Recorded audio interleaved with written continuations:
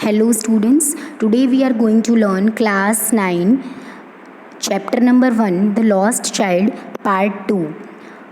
Moments chapter का हम chapter number 1 पढ़ रहे हैं, द लॉस्ट चाइल्ड, और पार्ट 1 है वो मैंने इसका अपलोड कर दिया है. I will provide you the link in the comment section और in the description section. Let's move ahead.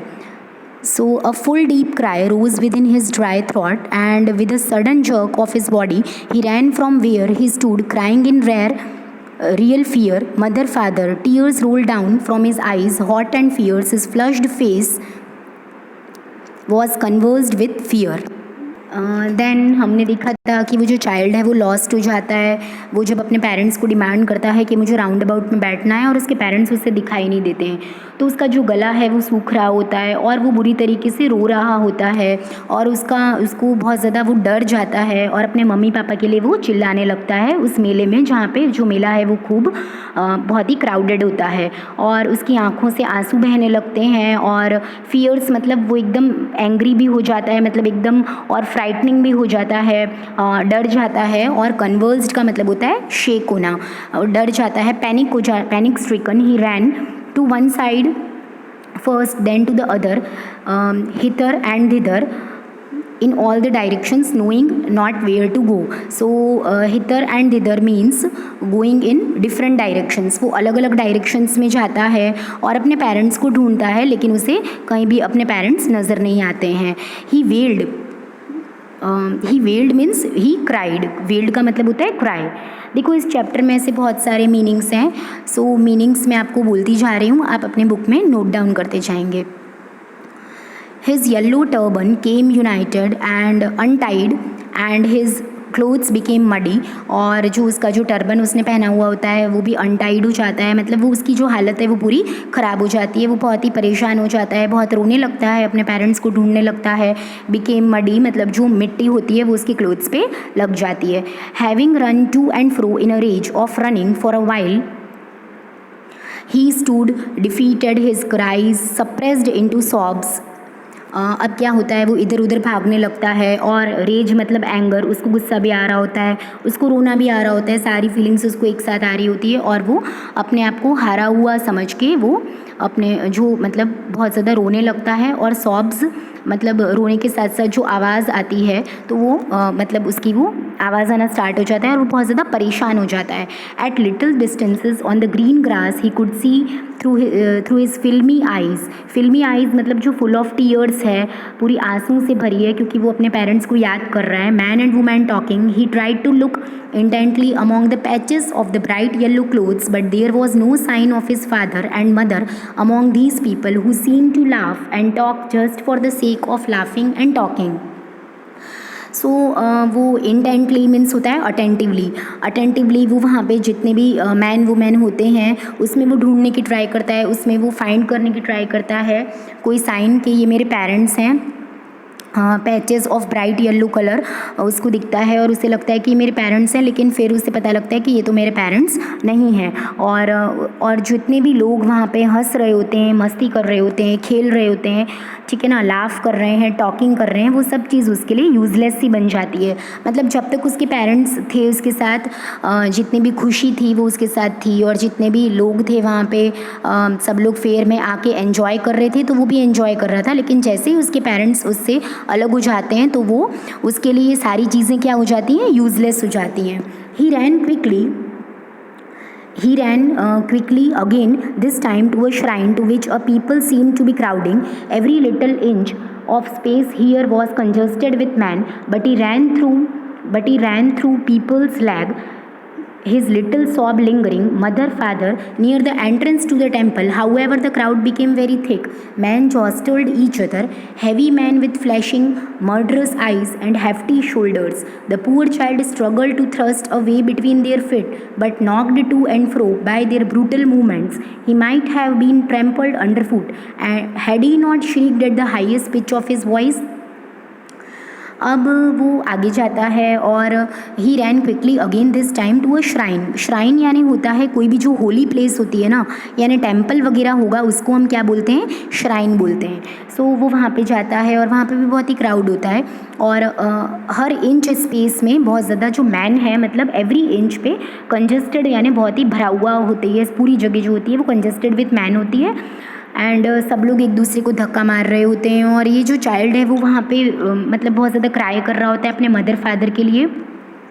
जो एंट्रेंस होता है टेम्पल का, वहाँ पे वो देखता है बहुत क्राउड है और सब एक दूसरे को jostle means to push, fine, to push. So सब लोग पुश कर रहे हैं और जो एक मैन उसे दिखता है, हैवी मैन, उसकी जो आइज़ होती है वो एकदम मर्डरस यानी एकदम वायोलेंट आइज़ होती है। Hefty shoulders, hefty means very strong shoulders. The poor child struggled to thrust a way between their feet but knocked to another and knocked to and fro by their brutal movements। और जो poor child मतलब जो छोटा बच्चा है, ये child है जो खो गया है, वो उसको सब मतलब पुश कर रहे होते हैं और वो अपने आप को बचा रहा होता है सबकी स्ट्रॉन्ग मूवमेंट से। और he might have been trampled underfoot, तो वो मतलब ट्रैम्पल्ड मतलब होता है कुचल देना, फाइन। सो वो जैसे जैसे आगे बढ़ता है उसको इतनी ज़्यादा भीड़ दिखाई देती है, अपने आप को वो कैसे भी बचाता है कुचलने से, इतनी भीड़ से वो बचाता है। और shrieked, he had not shrieked at the highest pitch of voice, वो ज़ोर से चिल्लाता है, जैसे ही कोई उसके ऊपर पैर रखने वाला होता है वो ज़ोर से चिल्लाता है और इसी वजह से वो बच जाता है। और ज़ोर से क्या चिल्लाता है, father and mother. A man in the surging crowd heard his cry and stooping with great difficulty lifted him up in his arms। और एक मैन है वो उसकी वॉइस को सुन लेता है और उसे स्टूपिंग मतलब नीचे झुक के उसको पिकअप उठा लेना, तो वो नीचे झुकता है और उसको अपने आर्म्स में ले लेता है। How did you get here child, whose baby are you, the man asked as he steered clear of the mass। The child wept more bitterly than ever now and only cried, I want my mother, I want my father। और वो जो man है वो नीचे झुक के उससे पूछता है कि तुम किसके बेबी हो, तो वो बोलता है स्टीर्ड मतलब कंट्रोलिंग द सिचुएशन, तो वो उस सिचुएशन को कंट्रोल करता है, उस चाइल्ड को साइड में लेके आता है, भीड़ होती है उसके साइड में लेके आता है और उससे क्वेश्चनिंग करता है। तो वो जो बच्चा है वो और भी ज़्यादा ज़ोर से रोने लगता है, बिटरली मतलब डिसअपॉइंट हो जाता है, वो एकदम निराश हो जाता है कि अब मैं क्या करूँगा, मेरे मदर फादर से मैं अलग हो गया हूँ। The man tried to soothe him by taking him to the roundabout। Will you have a ride on the horse, he gently asked as he approached the ring। The child's throat tore into 1,000 shrill sobs and he only shouted, I want my mother, I want my father। और जब वो man उससे पूछता है कि तुम किसके baby हो, तुम कहाँ से आए हो, तो वो बहुत ज़्यादा रोने लगता है। और फिर वो मैन उसका ध्यान बटाने के लिए उसको बोलता है कि क्या तुम चलो हॉर्स पे राइड करोगे, तो वो चाइल्ड जो है वो और भी ज़ोर से रोने लगता है और वो बस यही बोलता है, I want my father, I want my mother. So यहाँ पे आप देख सकते हो ये पिक्चर, वो चाइल्ड जो है वो रो रहा है और वो जो मैन है वो उसे कन्विंस कर रहा है। The man headed towards the place where the snake charmer still played on the flute to the swaying cobra.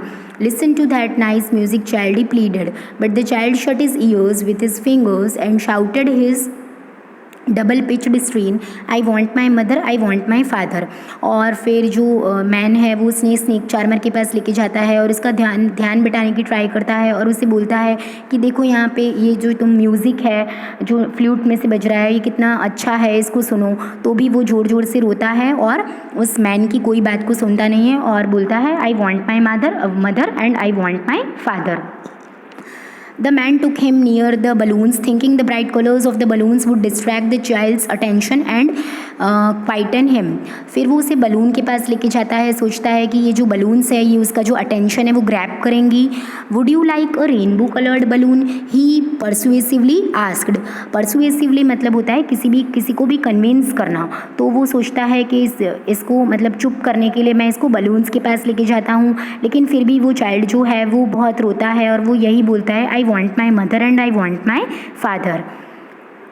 मतलब इसमें स्टोरी में क्या बताया है कि बिना मदर फादर के लिए उसके लिए ये सारी चीज़ें एकदम बिल्कुल भी उसको कुछ भी अट्रैक्शन इन चीज़ों में अब नहीं रहता है, जबकि जब वो अपने मदर फादर के साथ था तो उसे यही चीज़ें सारी चाहिए थी, लेकिन अब मदर फादर नहीं है तो उसे ये सारी चीज़ें भी यूजलेस लग रही हैं।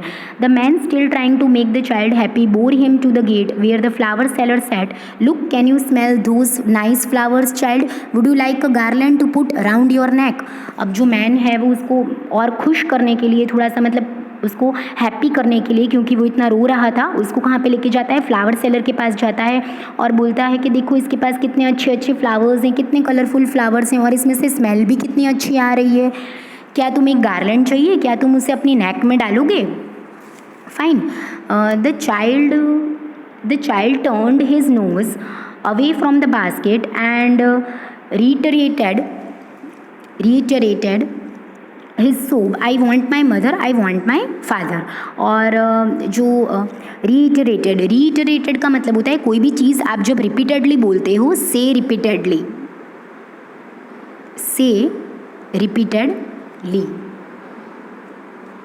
सो जो चाइल्ड है वो जो मैन है वो बोलता है कि देखो तुम अपनी नोज़ लगा के इस फ्लावर्स को स्मेल करो, कितनी अच्छी इसमें से स्मेल आ रही है। तो वो उसे बार बार बोलता है, लेकिन वो जो चाइल्ड है वो क्या करता है, बस खाली बार बार एक ही सेंटेंस बोलता है, I want my mother, I want my father. Thinking